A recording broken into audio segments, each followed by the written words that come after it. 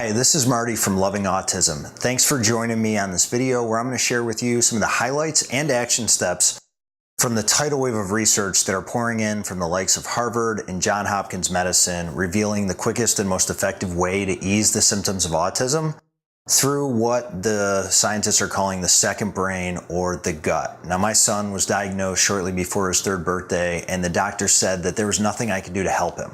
I saw his pain and I refused to believe it.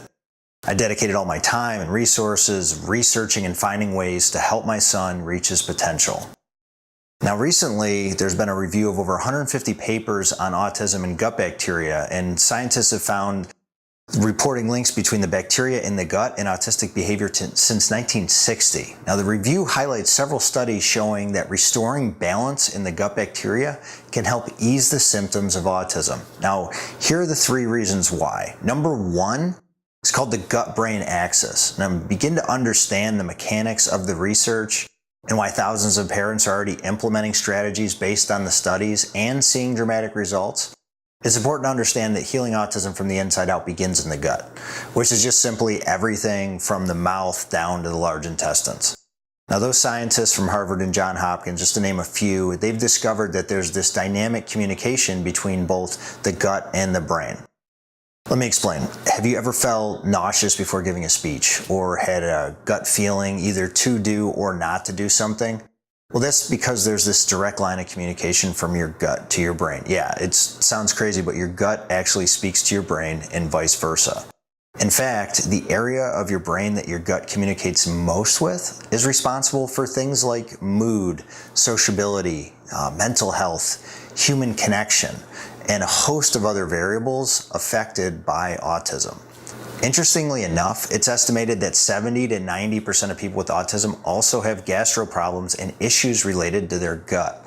There's been several studies conducted which have shown that the majority of people with autism have an imbalance of good and bad bacteria, specifically more bad bacteria than good, which leads us to our second reason, and that's number two, the imbalance of good and bad bacteria causing what's called leaky gut.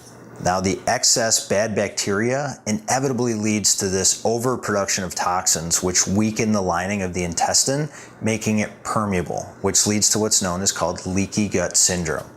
Now, leaky gut syndrome simply means that the intestinal lining, which is the gut's filter, has holes in it and allows toxins, yeast, undigested food, and other dangerous pathogens into your bloodstream. The effects? Well, once those toxin particles, pathogens get into the bloodstream, it triggers the immune system to feel stress and danger. And as a response, the body goes in this defense mode and it becomes inflamed, which in turn puts pressure on the brain and intensifies or even creates behaviors and symptoms of autism. Is that making sense?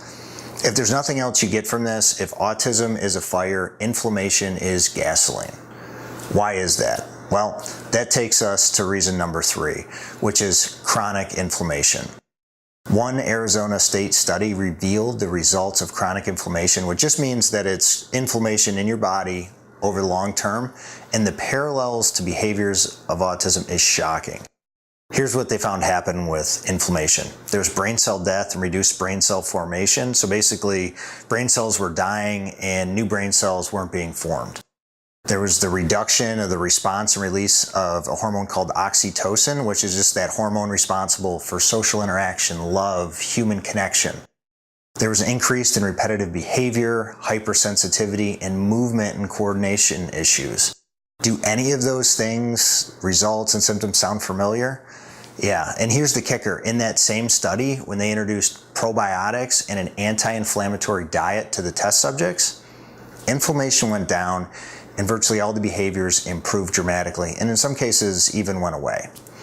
That's why it's critical to, one, heal the gut, and two, reduce the inflammation inside of our children with autism. All right, so let's recap quickly. Number one, your gut communicates directly with your brain, and if you have an unhealthy gut, you're gonna have an unhealthy brain. Number two, the majority of people with ASD have a bacteria imbalance in their gut, which leads to toxins and pathogens entering their bloodstream, which creates a chronic inflammatory response inside of that body. And number three is that inflammation puts pressure on the brain and intensifies and/or creates behaviors of autism. So you're probably thinking, okay, I get it. What can I do for my child? The easiest answer to help a child with autism is to heal the gut and reduce inflammation. But where do you start?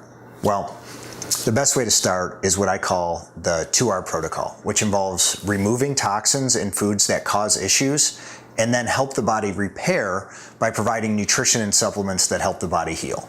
So step one with that would be remove all the dietary irritants. Those are things like wheat, sugar, dairy, toxic pesticides, artificial sweeteners, synthetic food dyes, and just removing them from your child's diet. And the idea is to allow your child's body to function to the best of its ability without inflammation caused by food sensitivities and toxins. And trust me, I realize how challenging it is to change anything food-wise, especially with our kids. That said, I know firsthand that it is possible and totally worth it. Step number 2 is repair. Give your child the nutrition and supplements that their body needs to heal itself. Your child will start feeling better and their behavior, sensitivities, focus, and emotional connections will improve. One of the easiest and simplest ways to heal the gut and reduce inflammation is to take a probiotic on a daily basis. Unfortunately, not all probiotics are created equally, and most don't really make any difference at all. And trust me, I've tried them all and got so frustrated that it eventually led me to quit my job, hire some of the top chemists and botanists in the country, and develop a product called Revolutionary BioHeal, which is a 5-in-1 probiotic designed specifically to help children with autism. You can click a link around this video to learn more. But in summary, in this video, we covered the gut-brain connection and how inflammation is the gasoline on the fire we call autism. And we learned some of the action steps that we can take, the 2R protocol. Now remember, knowledge isn't power. Applied knowledge is power. So please start today. Again, just try the 2R protocol for a week. See if you notice a difference. Until we talk again, I wish you all the best. Thank you.